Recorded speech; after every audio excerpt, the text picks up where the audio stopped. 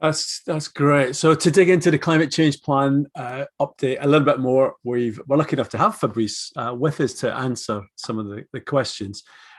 As Fabrice mentioned, he's with the WWF Scotland, but he's here representing the Climate Emergency Response Group in general, and that means he's able to answer questions that relate specifically not just to the homes, but also to the homes and communities stream. So you can ask him anything across that area. So I'll hand over to Tim to do the Q&A. Thanks. Great, thanks very much, Ian, and welcome, Fabrice. So we're going to be running the Q&A in a similar way to the way we did yesterday with Chris. So if you have questions for Fabrice on what you've just heard, please do put them in the chat, and we'll get through as many as possible in the next 15 minutes or so.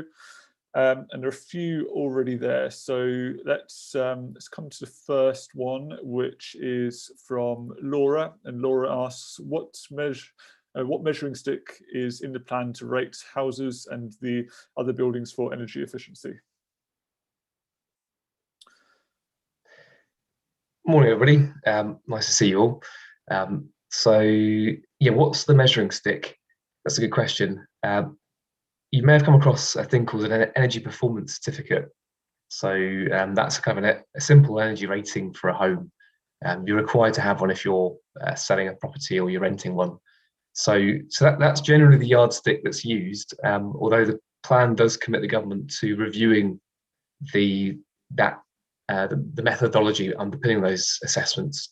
They don't work very well for the low carbon heat side of things, so they're very designed around energy efficiency. So EPCs is the jargon that we use, and the standard that we tend to talk about is bringing homes up to a C rating. So it goes from A to F. C is kind of generally received as a good standard that we want to get every home to. Great. So next up, we'll come to a couple of questions which I think are related. So there's one from Callum asking, where do you get your costs for upgrading private homes from? And particularly in relation to older traditionally constructed properties, and a bit of a sense there that it might be underestimating the cost. And I think linked to that, Marion asks, what if people can't, oh, it's just dropped out. What if people who own their homes can't afford and are left behind? Yeah, so on the costs, the £6,000 comes from a Citizens Advice Scotland study from a few years ago. There've been a number of studies like this. That's generally the average cost that comes out. So bearing in mind, around 50% of homes don't currently meet that energy standard I just talked about. So some homes don't require much improving at all to get to that C rating. Others will be substantially more than the £6,000. So you're absolutely right that the kind of distribution of that is very uneven. So there will be particularly older historic properties. The costs could be significantly higher than that. But we tend to talk about an average figure just in terms of the simplification that we have to do when we're discussing this. But I'm happy to go into more detail later on. It's a tricky issue because our housing stock is so varied. So you kind of have to break it down into different chunks. There was also a related question, I think. Tim, shall I move on to the next one? Yeah, so there was one around the fairness points and what happens to people who can't afford it and are left behind. Yeah, quite right. So at the moment, as I said in the video, what we call the fuel poor, so those who qualify in general for the welfare benefits, they would qualify for a fully funded upgrade of their home. But that only really covers about 20% of the population. So you will have people who are on low incomes and probably don't have that level of cash available to them. I think we as WWF Scotland in the past have said we need a grant to go alongside this regulation. A figure that's been talked about is 10% of the cost. But I think that's a really important question around this. The government say that they will provide support, but they haven't said or really outlined what that might look like. And there's a really important social justice aspect to that, because whilst those who can afford should pay, there are lots of people who are on very marginal incomes, and so we need to think carefully about how we design the policy. I saw a related point further down in the questions around it. could we not just simply fund this fully? And that is something that the government could decide to do. You could simply say, well, let's pay 60, 70, 80% of the cost through taxation and upgrade everybody's homes. So that's more the political questions that should be posed. It hasn't really been so far, because I think it feels like we're so far away from even getting the commitment to making those upgrades to all the homes. I think it's a really good point to have been picked up on, because there is a political choice there around, do we simply get everyone to pay for it themselves and struggle with that, or should we look at a different lever to make that happen? So next up, we've got one from Joan, which is, what are the energy options for homes, and has this been tried and tested throughout Scotland? Yeah, so happily we have installed all different types of renewable heating. So I mostly just talked about energy efficiency. So that's insulating walls, roofs, double glazing, things like that. You also need to switch your heating system to something different. And in Scotland, we have things like heat networks. So essentially where instead of each house having a boiler, you have a big centralized plant somewhere, and that feeds each building in the area through hot water pipes in the ground. So instead of gas coming to your house, you get hot water. And so those systems are quite adaptable. So you can plug in all sorts of types of low carbon heat. It could be from a local river by a heat pump, even a waste sewage treatment plant. So in Stirling, there's a system that runs there on waste heat. So heat networks have been done. Only about 1% of our buildings at the moment are heated in that way. But in other countries, say, for example, Scandinavia, in Denmark, Copenhagen is entirely heated this way. The city of Amsterdam is also switching away from a system much like ours, where they rely on gas, to building heat networks, which take low carbon heat from different types of sources. And then there's one other option I should mention, which is the heat pump. It's the same technology that's in your fridge, so that pumps the heat out of the fridge.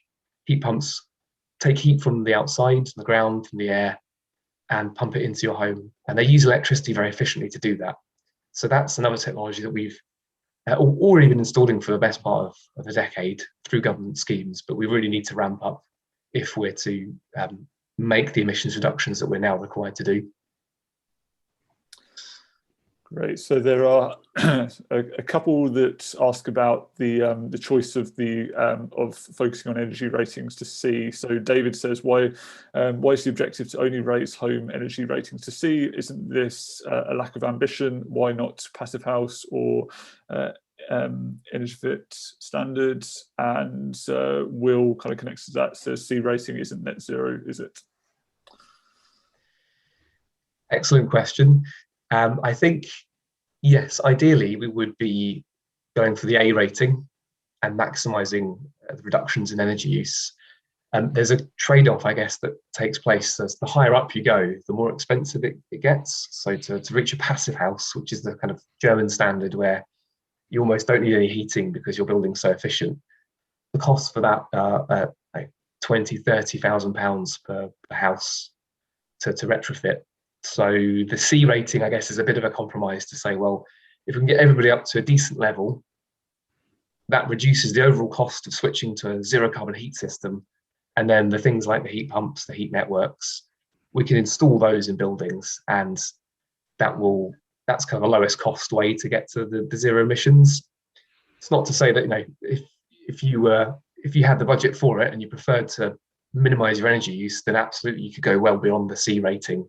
But I think that's the kind of compromise in terms of maximizing carbon and keeping the costs manageable. So Richard kind of picks up on, I think, one of your final points in the video around kind of, I guess, the point of the Citizens Assembly or the Climate Assembly. And so he asks, is the whole point of the Assembly to assuage the government's fear of what the public will put up with? What do you think of that? I think it's to test it. I think test public opinion and give these quite difficult issues a good area. And I think that the trouble in the past is the public debate around this in the media, for example, tends to be quite polarized. There's a lot of detail behind all these proposals. There's a lot of context to be aware of. And I think the Assembly is a really useful process in letting you hear from different sources think about the evidence and come up with your own conclusions, in a slightly kind of more structured way than perhaps happens in sort of in the media or in the press. So I think it's to test in my view at least, it's to test the public's views of the options. Whether it will assuage the government's fears or not depends on you guys really.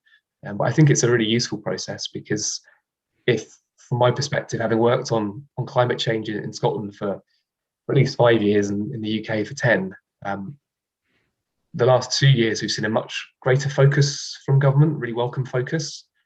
And so we've moved from simply trying to kind of get people to care about climate change to really engaging with how we tackle the problem.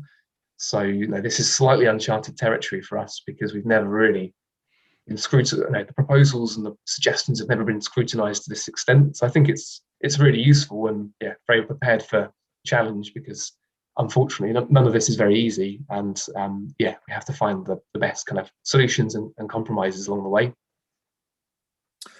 So fairness is a big feature of the Climate Assembly's deliberations, and there are a few more questions that relate to that. So I'm going to give you, I think, 3 altogether. So the first of those is, at the moment you have to be getting benefits to qualify for any help insulating, etc. What about others who work but are on low incomes? I live in a drafty Victorian flat with a gas boiler which could not be heated with an air source heat pump, would cost a fortune to insulate as solid stone. The second one is there a danger that by reducing fuel poverty we introduce rent poverty? And the final one is, in less affluent areas where many private landlords are already finding it difficult to make any meaningful profit with the recent changes in policy, whilst it is really important that rental properties are brought up to scratch, is there a danger that forcing more changes could lead to less private rentals being available in poorer areas? Great. So on the first question, there is government support available to those. It's not just limited to those on benefits.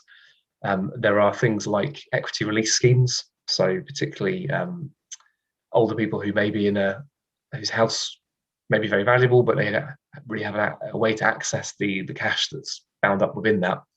So the government provides schemes like that. It also provides 0 and low interest loans to everybody. So if you're not able to afford the upfront cost, you can borrow from the government at a very low interest rate. And there are discounts for some of these measures available through that. So that scheme is Home Energy Scotland, run by the Energy Saving Trust. So there is some support available for those who aren't just on the lowest incomes. I think it is a good question around those who might not qualify for state support, but certainly aren't very affluent. I think it's an important question: is what extra support should we think to give to those people? In terms of fuel poverty, do we risk exacerbating fuel poverty? At this stage, there is a risk if you're in a gas heated home.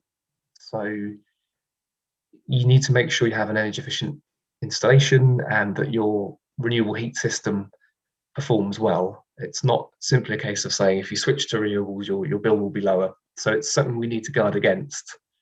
So that's a really good suggestion. For example, one of the commitments the government has made is that instead of installing oil and gas boilers through its fuel poverty schemes, it's going to shift to putting in heat pumps.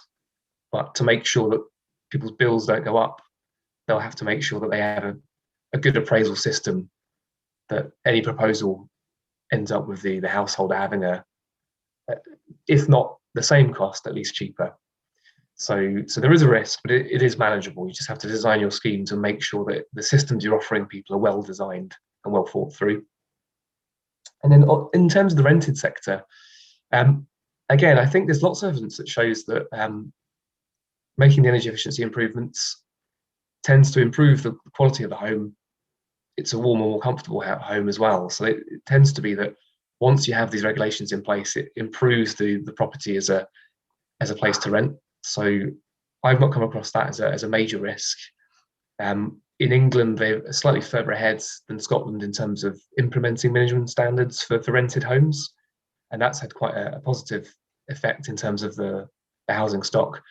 It should be remembered that at this stage, we're requiring landlords to improve the really bottom rated ones, F and G rated, which frankly shouldn't really be rented out anyhow, because these are really terribly performing homes. So we're starting very gradually at the bottom of the scale in terms of getting rid of those really leaky homes. And that's a particular problem to the rented sector, because the landlord owns the property, whereas the tenants occupy it. And so the tenants have no incentive themselves to make the improvements, because they might not be there for very long. And obviously the landlord's not around to sit in a cold home. So we're dealing with a kind of specific problem around rented homes there. So I think one final question for now, and that's it's about heat pumps. And so from Marion, I've heard that heat pumps wouldn't work in winter in Scotland. Is that the case? They absolutely do. Happy to hook you up with people who have heat pumps who live in very cold spots in Scotland. They work less efficiently in cold weather, but they are designed for all climates. In fact, I know people in Sweden who have heat pumps, in Norway as well. It's a growing technology. So they absolutely do work in all kinds of weather.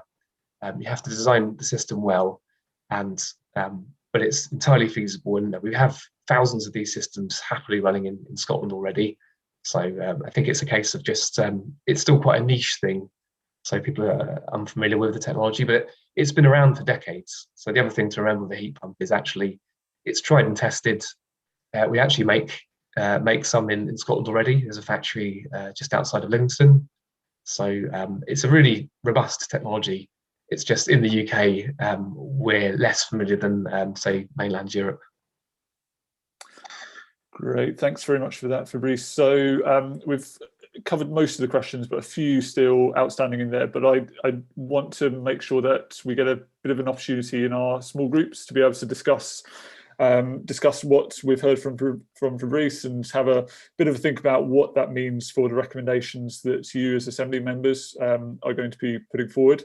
So we're going to go into breakout groups now for 20 minutes to do that. Fabrice, are you happy to stay around, and if groups kind of want to call on you for further questions, are you okay to do that? Yeah, absolutely. Fantastic. So if you do have any kind of more questions, then we can drop Fabrice into your group. But we'll set up the breakout groups now, and 20-minute discussion about what you've just heard.